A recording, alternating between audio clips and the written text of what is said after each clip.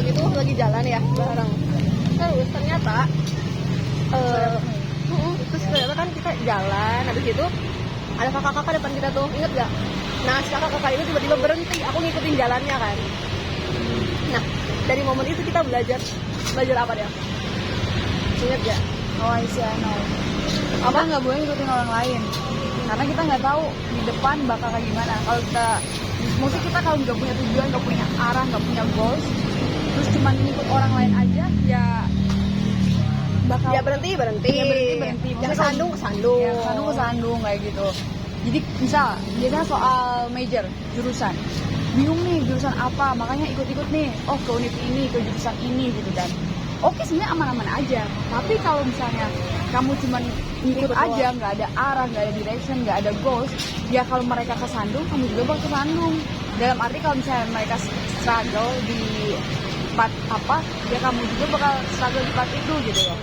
Makanya kamu harus tahu, even kamu mungkin, oh aku pengen sama-sama dia, tapi kamu harus punya tujuannya. Oh saya ikut ini karena saya pengen A, B, dan C gitu. Itu sih. Direction, karena kamu bayangin hidup gak ada arah. Jadi gak sih, kayak ya udah ngalir aja. Terus menurut aku pribadi tuh flat banget, dan kita nggak ada rasa puasnya gitu. Maksudnya puas di sini ya dalam arti bukan duniawi juga sih, gimana ya? Apa ya? Maksudnya kalau kita punya goals atau direction, kan ketika kita dapat apa yang kita mau, itu bakal ini banget apa? Aja.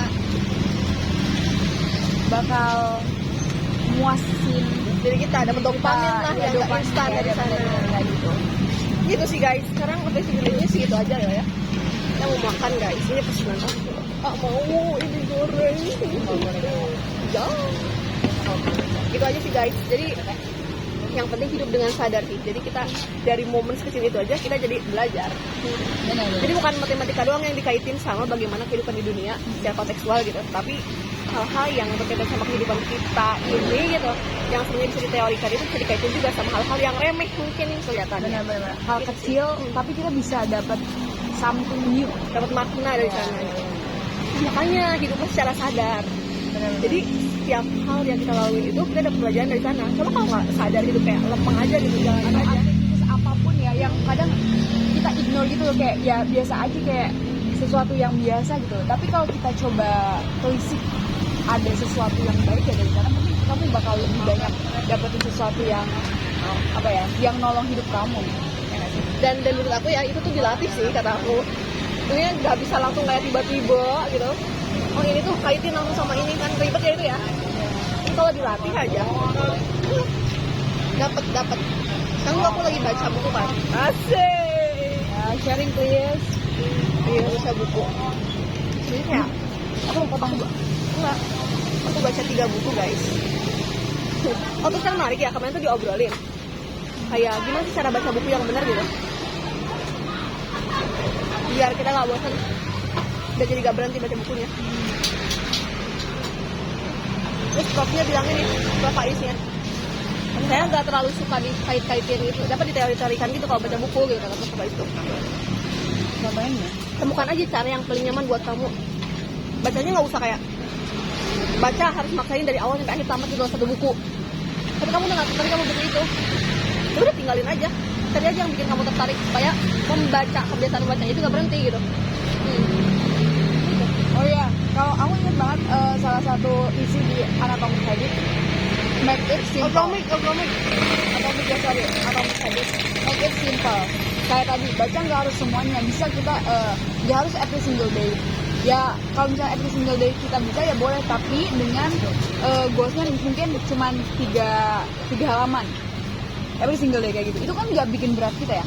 Nah itu tuh sebenarnya ngaruh banget. Kalau misalnya kita ngerasa itu berat, terus kayak oke, dalam 2 hari harus selesai 1 buku. Nah itu kan makin berat. Jadinya kita nggak mau continue to try again, kayak baca lagi kayak gitu, nggak mau, karena udah tahu bakal berat banget nih gitu kan, maksain juga.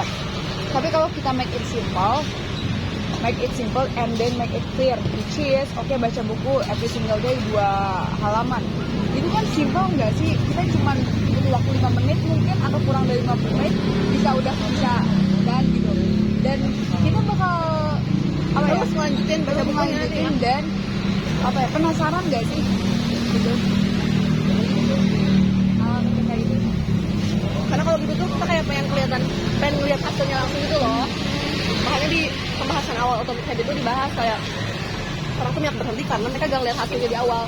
Padahal kan dengan kita nabung pelan-pelan sehari 1% kan kalau di Atomic Habits, pasti ke depannya itu selama sebulan aja kita dapat 31% perubahan gitu, alias 31 lebih baik di hal-hal tertentu mungkin gitu, dibanding sekali ngelakuin kayak pengen gede banget perubahannya, habis itu bosen, burn out, selesai deh gak ngelakuin perubahan yang lainnya gitu.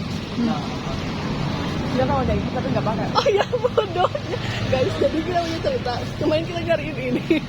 Bukan nyariin sih, nggak kalau disediain itu. Nah pas kita tahu ada ini ternyata ya kita kayak ya kita udah pakai tangan, sekarang kita tahu ada ini sampai